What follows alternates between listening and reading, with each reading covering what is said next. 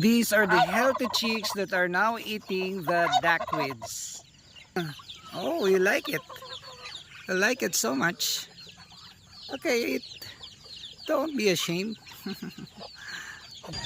The ducks over there are so busy. They're already full. They have eaten their breakfast and they spent the rest of the time roaming around looking for insects. Mama is not actually the parent of the small ducklings, but she took the responsibility of taking care of the new ducklings. You see that how responsible this mama is. I believe that it's the kind of normal or maybe the natural, the innate attitude of the ducks.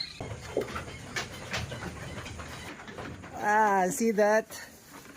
You will eat this one for your snacks early this morning.